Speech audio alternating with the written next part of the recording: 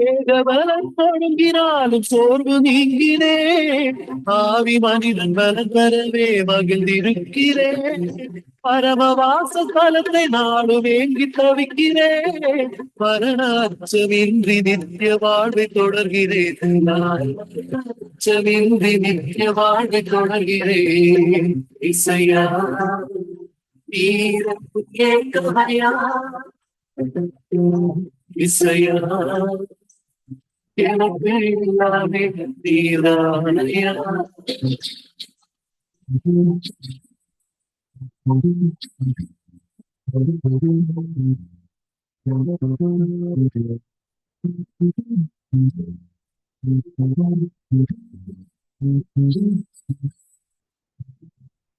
உலகின் வாசம் கொஞ்ச காலம் அறிந்திருக்கிறேன்.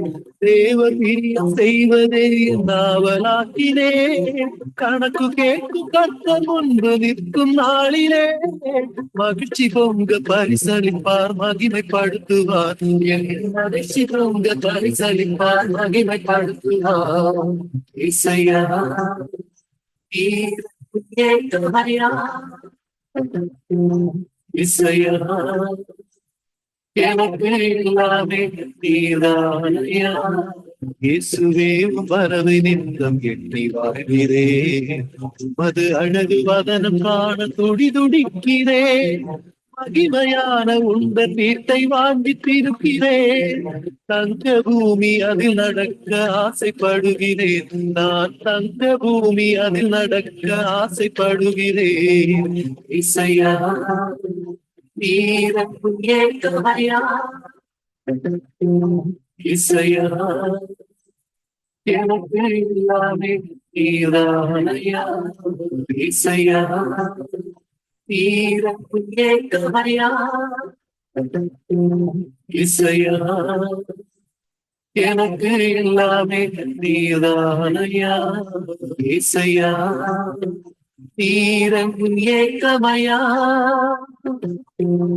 இசையா எனக்கு எல்லாமே நீதானையா.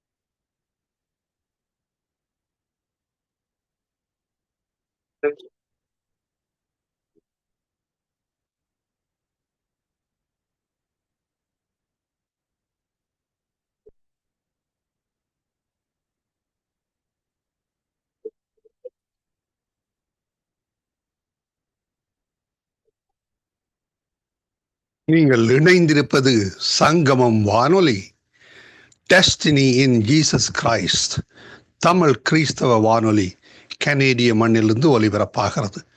மார்க்கு 16:15, மத்தேயு 24:14 வசனத்தின்படி இயேசு சீசர்களை நோக்கி, நீங்கள் உலகெங்கும் போய் சர்வ சிருஷ்டிக்கும் சுவிசேஷத்தை பிரசங்கியுங்கள். ராஜ்யத்தினுடைய இந்த சுவிசேஷம் பூலோகமெங்குமுள்ள சகல ஜாதிகளுக்கும் சாட்சியாக பிரசங்கப்படும். அப்பொழுது முடிவு வரும் என்ற வசனத்தின்படி ஆத்துமாக்களை பரலோகத்தில் சங்கமிக்கும் வானொலி சங்கமம். சங்கமம் சங்கமம்.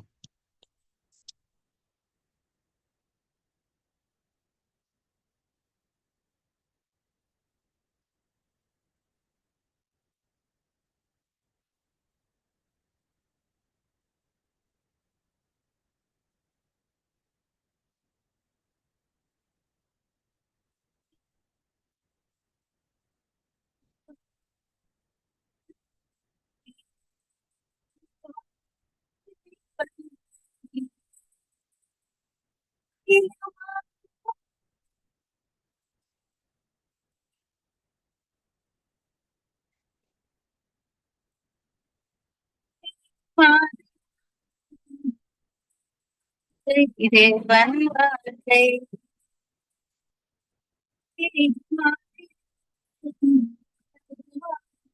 தேவன் வார்த்தை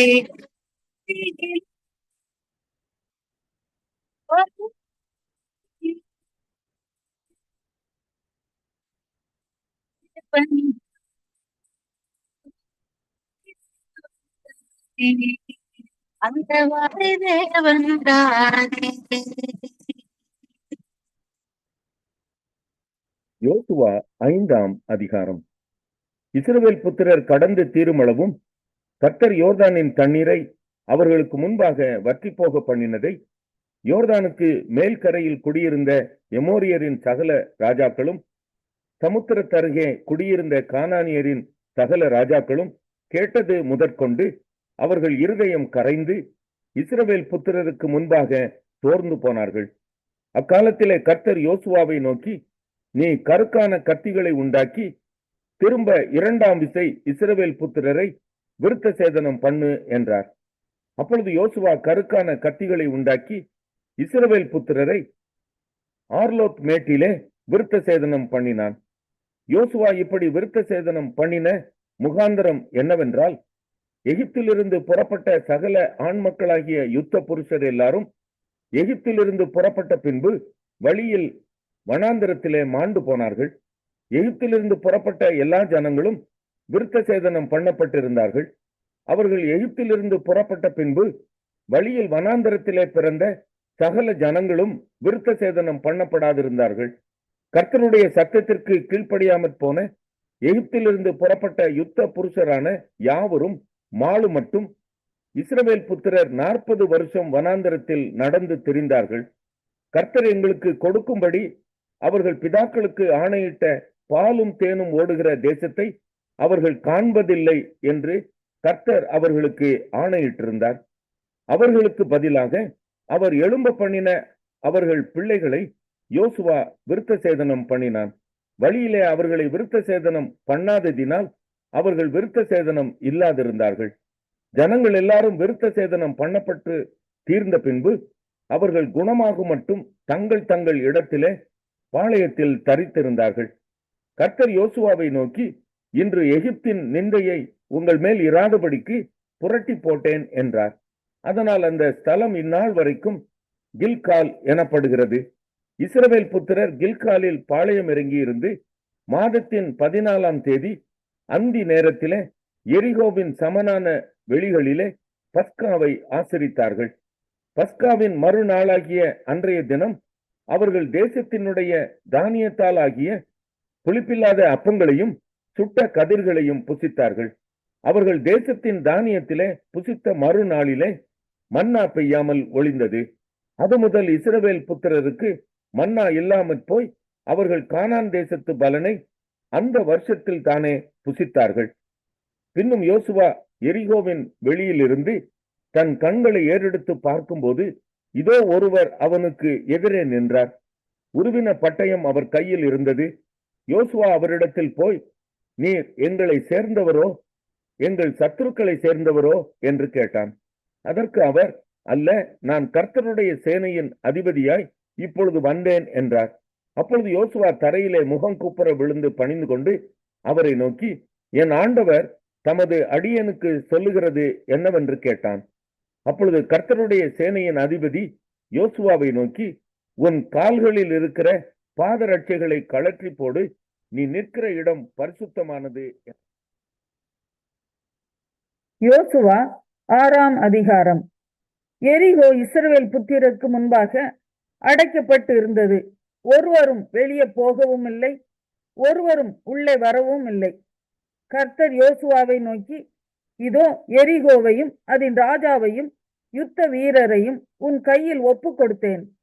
யுத்த புருஷராகிய நீங்கள் அனைவரும் பட்டணத்தை சூழ்ந்து ஒரு தரம் சுற்றி வாருங்கள். இப்படி 6 நாள் செய்ய கடவீர்கள். 7 ஆசாரியர் பெட்டிக்கு முன்பாக 7 கொம்பு எக்காளங்களை பிடித்து கொண்டு போக வேண்டும். 7ஆம் நாளில் பட்டணத்தை 7 தரம் சுற்றி வர கடவர்கள். ஆசாரியர் எக்காளங்களை ஊத வேண்டும். அவர்கள் அந்த கொம்புகளினால் நெடுந்தொனி இடும்போதும் நீங்கள் எக்கால சத்தத்தை கேட்கும் போதும் ஜனங்கள் எல்லாரும் மகா ஆரவாரத்தோடே ஆர்ப்பரிக்க கடவர்கள். அப்பொழுது பட்டணத்தின் அலங்கம் இடிந்து விடும். உடனே ஜனங்கள் அவரவர் தங்களுக்கு நேராக ஏற கடவர்கள் என்றார். அந்தபடியே நூனின் குமாரனாகிய யோசுவா ஆசாரியரை அழைத்து, உடன்படிக்கை பெட்டியை எடுத்துக்கொண்டு போங்கள், தொனிக்கும் 7 எக்காளங்களையும் 7 ஆசாரியர்கள் கர்த்தருடைய பெட்டிக்கு முன்பாக பிடித்து கொண்டு போக கடவர்கள் என்று சொல்லி ஜனங்களை நோக்கி, பட்டணத்தை சுற்றி நடந்து போங்கள், யுத்த சன்னத்தரானவர்கள் கர்த்தரின் பெட்டிக்கு முன் நடக்க கடவர்கள் என்றான். யோசுவா ஜனங்களிடத்தில் பேசின உடனே தொனிக்கும் 7 எக்காளங்களை பிடித்திருக்கிற 7 ஆசாரியர் கர்த்தருக்கு முன்பாக நடந்து எக்காளங்களை ஊதினார்கள். கர்த்தருடைய உடன்படிக்கை பெட்டி அவர்களுக்கு பின் சென்றது. எக்காளங்களை ஊதுகிற ஆசாரியருக்கு முன் யுத்த சன்னத்தரானவர்கள் நடந்தார்கள். பின்தண்டு எக்காளங்கள் ஊதப்படும் போது பெட்டிக்கு பின் சென்றது. யோசுவா ஜனங்களை நோக்கி, நான் சொல்லும் நாள் மட்டும் நீங்கள் ஆர்ப்பரியாமலும் உங்கள் வாயினால் சத்தம் காட்டாமலும் இருங்கள். உங்கள் வாயிலிருந்து ஒரு பேச்சும் புறப்பட வேண்டாம். ஆர்ப்பரியுங்கள் என்று உங்களுக்கு நான் சொல்லும் நாளிலே ஆர்ப்பரிப்பீர்களாக என்று கட்டளை இட்டிருந்தான். அப்படியே கர்த்தரின் பெட்டியை பட்டணத்தை சூழ்ந்து ஒரு தரம் சுற்றி வர பண்ணினான். அவர்கள் திரும்ப பாளையத்திலே வந்து பாளையத்தில் தங்கினார்கள். யோசுவா அதிகாலமே எழுந்திருந்தான். ஆசாரியர்கள் கர்த்தரின் பெட்டியை சுமந்து கொண்டு போனார்கள். தொனிக்கும் 7 எக்காளங்களை பிடிக்கிற 7 ஆசாரியர்களும் எக்காளங்களை ஊதிக்கொண்டே கர்த்தரின் பெட்டிக்கு முன்பாக நடந்தார்கள். யுத்த சன்னத்தரானவர்கள் அவர்களுக்கு முன்னாலே நடந்தார்கள். பின்தண்டோவெனில் எக்காளங்கள் ஊதப்படுகையில் கர்த்தரின் பெட்டிக்கு பின் சென்றது. 2ஆம் நாளிலும் பட்டணத்தை ஒரு தரம் சுற்றி வந்து பாளையத்துக்கு திரும்பினார்கள். இந்தபடி 6 நாளும் செய்தார்கள். 7ஆம் நாளில் அதிகாலமே கிழக்கு வெளுக்கும் போது எழுந்திருந்து அந்த பிரகாரமே பட்டணத்தை 7 தரம் சுற்றி வந்தார்கள். அன்றைய தினத்தில் மாத்திரம் பட்டணத்தை 7 தரம் சுற்றி வந்தார்கள். 7ஆம் தரம் ஆசாரியர் எக்காளங்களை ஊதுகையில் யோசுவா ஜனங்களை நோக்கி, ஆர்ப்பரியுங்கள், பட்டணத்தை கர்த்தர் உங்களுக்கு ஒப்பு கொடுத்தார். ஆனாலும் இந்த பட்டணமும் இதிலுள்ள யாவும் கர்த்தருக்கு சாபத்தீடாய் இருக்கும். நாம் அனுப்பின ஆட்களை ராகாப் என்னும் வேசி மறைத்து வைத்தபடியால் அவளும் அவளோட வீட்டுக்குள் இருக்கிற அனைவரும் மாத்திரம் உயிரோடு இருக்க கடவர்கள். சாபத்தீடானதில் ஏதாகிலும் எடுத்துக் கொள்ளுகிறதினாலே நீங்கள் சாபத்தீடாகாதபடிக்கும் இஸ்ரவேல் பாளையத்தை சாபத்தீடாக்கி அதை கலங்க பண்ணாத படிக்கும் நீங்கள் சாபத்தீடானதற்கு மாத்திரம் எச்சரிக்கையாய் இருங்கள். சகல வெள்ளியும் பொன்னும் வெண்கலத்தினாலும் இரும்பினாலும் செய்யப்பட்ட பாத்திரங்களும் கர்த்தருக்கு பரிசுத்தமானவைகள், அவைகள் கர்த்தரின் பொக்கிஷத்தில் சேரும் என்றான். எக்காளங்களை ஊதுகையில் ஜனங்கள் ஆர்ப்பரித்தார்கள். எக்காள சத்தத்தை ஜனங்கள் கேட்டு மகா ஆரவாரத்தோடே முழங்குகையில் அலங்கம் இடிந்து விழுந்தது. உடனே ஜனங்கள் அவரவர் தங்களுக்கு நேராக பட்டணத்தில் ஏறி பட்டணத்தை பிடித்து பட்டணத்தில் இருந்த புருஷரையும் ஸ்திரீகளையும் வாலிபரையும் கிழவரையும் ஆடு மாடுகளையும் கழுதைகளையும் சகலத்தையும் பட்டய கருக்கினால் சங்காரம் பண்ணினார்கள். யோசுவா தேசத்தை வேவு பார்த்த 2 புருஷரை நோக்கி, நீங்கள் அந்த வேசியின் வீட்டிலே போய் நீங்கள் அவளுக்கு ஆணையிட்டபடி அந்த ஸ்திரீயையும் அவளுக்கு உண்டான யாவையும் அங்கே இருந்து வெளியே கொண்டு வாருங்கள் என்றான். அப்பொழுது வேவுகாரரான அந்த வாலிபர் உள்ளே போய் ராகாபையும் அவள் தகப்பனையும் அவள் தாயையும் சகோதரர்களையும் அவளுக்குள்ள யாவையும் அவள் குடும்பத்தார் அனைவரையும் வெளியே அழைத்து கொண்டு வந்து அவர்களை இஸ்ரவேல் பாளையத்துக்கு புறம்பே இருக்கும்படி பண்ணினார்கள். பட்டணத்தையும் அதில் உள்ள யாவையும் அக்கினியால் சுட்டரித்தார்கள்.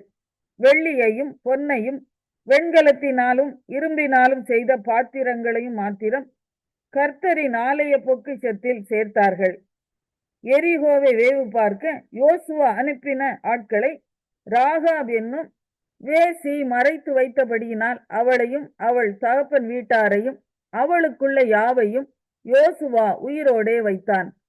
அவள் இந்நாள் வரைக்கும் இஸ்ரவேலின் நடுவிலே குடியிருக்கிறாள். அக்காலத்திலே யோசுவா இந்த எரிகோ பட்டணத்தை கட்டும்படி எழும்பும் மனுஷன் கர்த்தருக்கு முன்பாக சபிக்கப்பட்டிருக்க கடவன். அவன் அதன் அஸ்திபாரத்தை போடுகிற போது தன் மூத்த குமாரனையும் அதன் வாசல்களை வைக்கிற போது தன் இளைய குமாரனையும் சாக கொடுக்க கடவன் என்று சாபம் கூறினான். இவ்விதமாய் கர்த்தர் யோசுவாவோட கூட இருந்தார். ஏசாயா 10ஆம் அதிகாரம். ஏழைகளை வழக்கிலே தோற்க பண்ணவும், என் ஜனத்தில் சிறுமையானவர்களின் நியாயத்தை புரட்டவும், விதவைகளை சூறையாடவும், திக்கற்ற பிள்ளைகளை கொள்ளையிடவும், அநியாயமான தீர்ப்புகளை செய்கிறவர்களுக்கும் கொடுமையான கட்டளைகளை எழுதுகிறவர்களுக்கும் ஐயோ! விசாரிப்பின் நாளிலும் தூரத்திலிருந்து வரும் பால் கடுப்பின் நாளிலும் நீங்கள் என்ன செய்வீர்கள்? உதவி பெறும்படி யாரிடத்தில் ஓடுவீர்கள்? உங்கள் மகிமையை எங்கே வைத்து விடுவீர்கள்? கட்டுண்டவர்களின் கீழ் முடங்கினால் ஒழிய கொலை செய்யப்பட்டவர்களுக்குள் விழுவார்கள். இவை எல்லாவற்றிலும் அவருடைய கோபம் ஆறாமல் இன்னும் அவருடைய கை நீட்டினபடியே இருக்கிறது. என் கோபத்தின் கோலாகிய அசீரியனுக்கு ஐயோ! அவன் கையில் இருக்கிறது என் சினத்தின் தண்டாயுதம். அவபக்தியான ஜனங்களுக்கு விரோதமாய் நான் அவனை அனுப்பி எனக்கு கோபம் மூட்டின ஜனத்தை கொள்ளையிடவும் சூறையாடவும் அதை வீதிகளின் சேற்றை போல் மிதித்து போடவும் அவனுக்கு கட்டளை கொடுப்பேன். அவனோ அப்படி எண்ணுகிறதும் இல்லை, அவன் இருதயம் அப்படிப்பட்டதை நினைக்கிறதும் இல்லை. அநேகம் ஜாதிகளை அழிக்கவும் சங்கரிக்கவுமே தன் மனதிலே நினைவு கொள்ளுகிறான். அவன் என் பிரபுக்கள் அனைவரும் ராஜாக்கள் அல்லவோ? கல்னோ பட்டணம் கர்கேமிசை போல் ஆனதில்லையோ? ஆமாத் அர்பாத்தை போல் ஆனதில்லையோ? சமாரியா தமஸ்குவை போலானதில்லையோ?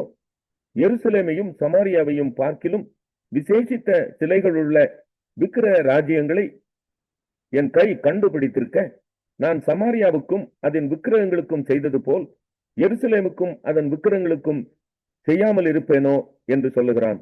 ஆதலால் ஆண்டவர் சீயோன் மலையிலும் எருசலேமிலும் தமது செயலை எல்லாம் முடித்திருக்கும் போது அசீரிய ராஜாவினுடைய பெருமையான நெஞ்சின் வினையையும் அவன் கண்களின் மேட்டுமையான பார்வையையும் நான் விசாரிப்பேன் என்கிறார்.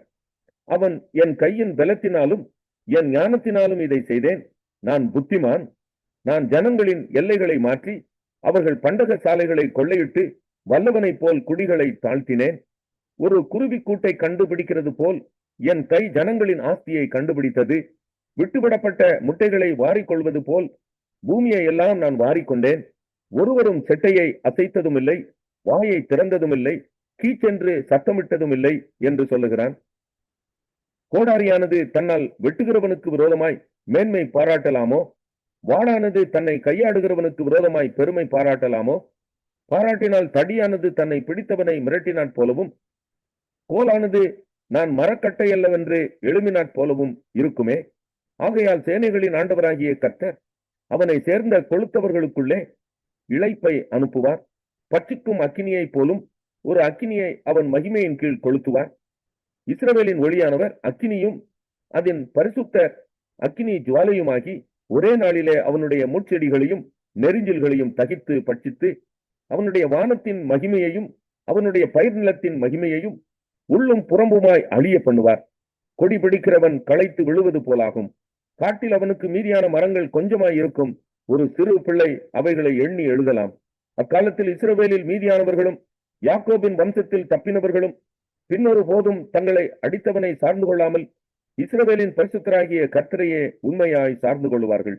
மீதியாய் இருப்பவர்கள் யாக்கோபில் மீதியாய் இருப்பவர்களே வல்லமையுள்ள தேவனிடத்தில் திரும்புவார்கள். இஸ்ரவேலே, உன் ஜனங்கள் சமுத்திரத்தின் மணலத்தினையாய் இருந்தாலும் அவர்களில் மீதியாய் இருப்பவர்கள் மாத்திரம் திரும்புவார்கள். தீர்மானிக்கப்பட்ட அழிவு நிறைந்த நீதியோட புரண்டு வரும். சேனைகளின் கர்த்தராகிய ஆண்டவர் தேசத்துக்குள்ளெங்கும் தீர்மானிக்கப்பட்ட அழிவை வரை செய்வார். ஆகையால் சீயோனில் வாசமாய் இருக்கிற என் ஜனமே, அசீரியனுக்கு பயப்படாதே. அவன் உன்னை கோலால் அடித்து எகிப்தியரை போல் தன் தண்டாயுதத்தை உன்மேல் ஓங்குவான். ஆனாலும் இன்னும் கொஞ்ச காலத்துக்குள்ளே என் உக்கிரமும் அவர்களை சஞ்சரிக்க போகிறதினால் என் கோபமும் தீர்ந்து போம் என்று சேனைகளின் கர்த்தராகிய ஆண்டவர் சொல்லுகிறார். ஓரேப் கன்மலை அண்டையிலே மீதியானியர் வெட்டுண்டது போல் சேனைகளின் கர்த்தர் அவன் மேல் ஒரு சவுக்கை எழும்பி வர பண்ணி எகிப்திலே தமது கோலை கடலின் மேல் ஓங்கினது போல் அதை அவன் மேல் ஓங்குவார். அந்நாளில் உன் தோளில் நின்று அவன் சுமையும் உன் கழுத்தில் நின்று அவன் நுகமும் நீக்கப்படும். அபிஷேகத்தின் நுகம் முறிந்து போம். அவன் ஆயாத்துக்கு வந்து மிக்ரோனை கடந்து மிக்மாசிலே தன் ரத்துக்களை வைத்திருக்கிறான். கணவாயை தாண்டி கேபாவிலே பாளையம் இறங்குகிறார்கள். ராமா அதிர்கிறது. சவுலின் ஊராகிய கிபியா ஓடி போகிறது. காலிம் குமாரத்திய உரத்த சத்தமாய் கூப்பிடு. ஏழை ஆனதோத்தே, லாயிஷ் ஊர் மட்டும் எட்ட சத்தமிட்டு கூப்பிடு. மத்மேனா வலசை வாங்கிப்போம். கேபீமின் குடிகள் தப்பி ஓட கூட்டம் கூடுகிறார்கள். இனி ஒரு நாள் நோவிலே தங்கி சீயோன் குமாரத்தியின் பர்வதத்துக்கும் எருசலேமின் மேட்டுக்கும் விரோதமாய் கை நீட்டி மிரட்டுவான். இதோ சேனைகளின் கர்த்தராகிய ஆண்டவர் தோப்புகளை பயங்கரமாய் வெட்டுவார். ஓங்கி வளர்ந்தவைகள் வெட்டுண்டு மேட்டிமையானவைகள் தாழ்த்தப்படும். அவர் காட்டின் அடர்த்தியை கோடாரியினாலே வெட்டி போடுவார். அப்போஸ்தலனாகிய பவுல் தெசலோனிக்கேயருக்கு எழுதின 2ஆம் நிருபம் 1ஆம் அதிகாரம். பவுலும் சில்வானும் தீமோத்தேயும் நம்முடைய பிதாவாகிய தேவனுக்குள்ளும் கர்த்தராகிய இயேசு கிறிஸ்துவுக்குள்ளும் இருக்கிற தெசலோனிக்கேயர் சபைக்கு எழுதுகிறதாவது, நம்முடைய பிதாவாகிய தேவனாலும் கர்த்தராகிய இயேசு கிறிஸ்துவினாலும் உங்களுக்கு கிருபையும் சமாதானமும் உண்டாவதாக. சகோதரரே, நாங்கள் எப்பொழுதும் உங்களுக்காக தேவனை ஸ்தோத்தரிக்க கடனாளிகளாயிருக்கிறோம். உங்கள் விசுவாசம் மிகவும் பெருகிறபடியினாலும் நீங்கள் எல்லாரும் ஒருவரில் ஒருவர் வைத்திருக்கிற அன்பு அதிகரிக்கிறபடியினாலும் அப்படி செய்கிறது தகுதியாயிருக்கிறது. நீங்கள் சகிக்கிற சகல துன்பங்களிலும் உபத்திரவங்களிலும் பொறுமையையும் விசுவாசத்தையும் காண்பிக்கிறது நிமித்தம் உங்களை குறித்து நாங்கள் தேவனுடைய சபைகளில் மேன்மை பாராட்டுகிறோம். நீங்கள் தேவனுடைய ராஜ்யத்தின் நிமித்தம் பாடு அனுபவிக்கிறவர்களாயிருக்க அந்த ராஜ்யத்திற்கு நீங்கள் பாத்திரர் என்று எண்ணப்படும்படிக்கு தேவன் நியாயமான தீர்ப்பு செய்கிறவர் என்பதற்கு அதுவே அத்தாட்சியாயிருக்கிறது. உங்களை உபத்திரவப்படுத்துகிறவர்களுக்கு உபத்திரவத்தையும் உபத்திரவப்படுகிற உங்களுக்கு எங்களோட கூட இளைப்பாறுதலையும் பிரதிபலனாக கொடுப்பது தேவனுக்கு நீதியாயிருக்கிறதே. தேவனை அறியாதவர்களுக்கும் நம்முடைய கர்த்தராகிய இயேசு கிறிஸ்துவின் சுவிசேஷத்திற்கு கீழ்ப்படியாதவர்களுக்கும் நீதியுள்ள ஆக்கினையை செலுத்தும்படிக்கு கர்த்தராகிய இயேசு தமது வல்லமையின் தூதரோடும் ஜுவாலித்து எரிகிற அக்கினியோடும் வானத்திலிருந்து வெளிப்படும் போது அப்படியாகும். அந்நாளிலே தம்முடைய பரிசுத்தவான்களில் மகிமைப்படத்தக்கவராயும் நீங்கள் எங்களுடைய சாட்சியை விசுவாசித்தபடியினாலே உங்களிடத்திலும் விசுவாசிக்கிறவர்கள் எல்லாரிடத்திலும் ஆச்சரியப்படத்தக்கவராயும் அவர் வரும்போது அவர்கள் கர்த்தருடைய சன்னிதானத்திலிருந்தும் அவருடைய வல்லமை பொருந்திய மகிமையிலிருந்தும் நீங்களாகி நித்திய அழிவாகிய தண்டனையை அடைவார்கள். ஆகையால் நம்முடைய தேவனும் கர்த்தராகிய இயேசு கிறிஸ்துவும் அளிக்கும் கிருபையின்படியே நம்முடைய கர்த்தராகிய இயேசு கிறிஸ்துவின் நாமம் உங்களிடத்திலும் நீங்கள் அவரிடத்திலும் மகிமைப்படும் பொருட்டாக நம்முடைய தேவன் உங்களை தமது அழைப்புக்கு பாத்திரராக்கவும் தமது தயையுள்ள சித்தம் முழுவதையும் விசுவாசத்தின் கிரியையையும் பலமாய் உங்களிடத்தில் நிறைவேற்றவும் வேண்டும் என்று 2 தெசலோனிக்கேயர் 2ஆம் அதிகாரம். அன்றியும் சகோதரரே, நம்முடைய கர்த்தராகிய இயேசு கிறிஸ்துவின் வருகையையும் நாம் அவரிடத்தில் சேர்க்கப்படுவதையும் குறித்து நாங்கள் உங்களை வேண்டிக் கொள்ளுகிறது என்னவென்றால், ஒரு ஆவியினாலாவது வார்த்தையினாலாவது எங்களிடத்திலிருந்து வந்ததாய் தோன்றுகிற ஒரு நிருபத்தினாலாவது கிறிஸ்துவனுடைய நாள் சமீபமாய் இருக்கிறதாக சொல்லப்பட்டால் உடனே சஞ்சலப்படாமலும் கலங்காமலும் இருங்கள். எவ்விதத்தினாலும் ஒருவனும் உங்களை மோசம் போக்காதபடிக்கு எச்சரிக்கையாயிருங்கள். ஏனெனில் விசுவாச துரோகம் முந்தி நேரிட்டு கேட்டின் மகனாகிய பாவ மனுஷன் வெளிப்பட்டால் ஒழிய அந்த நாள் வராது. அவன் எதிர்த்து நிற்கிறவனாயும் தேவன் என்னப்படுவது எதுவோ ஆராதிக்கப்படுவது எதுவோ அவை எல்லாவற்றிற்கும் மேலாக தன்னை உயர்த்துகிறவனாயும் தேவனுடைய ஆலயத்தில் தேவன் போல் உட்கார்ந்து தன்னைத்தான் தேவன் என்று காண்பிக்கிறவனாயும் இருப்பான். நான் உங்களிடத்தில் இருந்தபோது இவைகளை சொன்னது உங்களுக்கு ஞாபகம் இல்லையா? அவன் தன் காலத்திலே வெளிப்படும்படிக்கு இப்பொழுது அவனை தடை செய்கிறது இன்னதென்றும் அறிந்திருக்கிறீர்களே. அக்கிரமத்தின் ரகசியம் இப்பொழுதே கிரியை செய்கிறது. ஆனாலும் தடை செய்கிறவன் நடுவிலிருந்து நீக்கப்படும் முன்னே அது வெளிப்படாது. நீக்கப்படும் போது அந்த அக்கிரமக்காரன் வெளிப்படுவான். அவனை கர்த்தர் தம்முடைய வாயின் சுவாசத்தினாலே அழித்து தம்முடைய வருகையின் பிரசன்னத்தினாலே நாசம் பண்ணுவார். அந்த அக்கிரமக்காரனுடைய வருகை சாத்தானுடைய செயலின்படி சகல வல்லமையோடும் அடையாளங்களோடும் பொய்யான அற்புதங்களோடும் கெட்டு போகிறவர்களுக்குள்ளே அநீதியினால் உண்டாகும் சகலவித வஞ்சகத்தோடும் இருக்கும். ரட்சிக்கப்படத்தக்கதாய் சத்தியத்தின் மேலுள்ள அன்பை அவர்கள் அங்கீகரியாமற் போனபடியால் அப்படி நடக்கும். ஆகையால் சத்தியத்தை விசுவாசியாமல் அநீதியில் பிரியப்படுகிற யாவரும் ஆக்கினைக்குள்ளாக்கப்படும்படிக்கு அவர்கள் பொய்யை விசுவாசிக்கத்தக்கதாக கொடிய வஞ்சகத்தை தேவன் அவர்களுக்கு அனுப்புவார். கர்த்தருக்கு பிரியமான சகோதரரே, நீங்கள் ஆவியினாலே பரிசுத்தமாக்கப்படுகிறதினாலும் சத்தியத்தை விசுவாசிக்கிறதினாலும் ரட்சிப்படையும்படிக்கு ஆதி முதல் தேவன் உங்களை தெரிந்து கொண்டபடியினாலே நாங்கள் உங்களை குறித்து எப்பொழுதும் தேவனை ஸ்தோத்தரிக்க கடனாளிகளாயிருக்கிறோம். நீங்கள் நம்முடைய கர்த்தராகிய இயேசு கிறிஸ்துவின் மகிமையை அடையும் பொருட்டாக எங்கள் சுவிசேஷத்தினாலே அந்த ரட்சிப்புக்கு அவர் உங்களை அழைத்தார். ஆகையால் சகோதரரே, நீங்கள் நிலை கொண்டு வார்த்தையினாலாவது நிருபத்தினாலாவது நாங்கள் உங்களுக்கு உபதேசித்த முறைமைகளை கைக்கொள்ளுங்கள். நம்முடைய கர்த்தராகிய இயேசு கிறிஸ்துவும் நம்மிடத்தில் அன்பு கூர்ந்து நித்திய ஆறுதலையும் நல் நம்பிக்கையையும் கிருபையாய் நமக்கு கொடுத்திருக்கிற நம்முடைய பிதாவாகிய தேவனும் உங்கள் இருதயங்களை தேற்றி எல்லா நல் வசனத்திலும்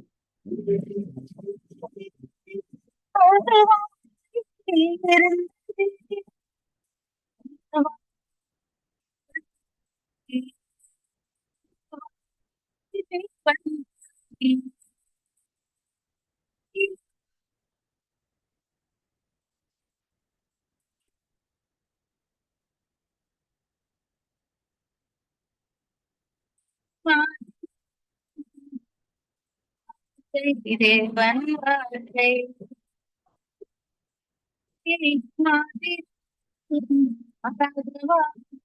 தேவன் வார்த்தை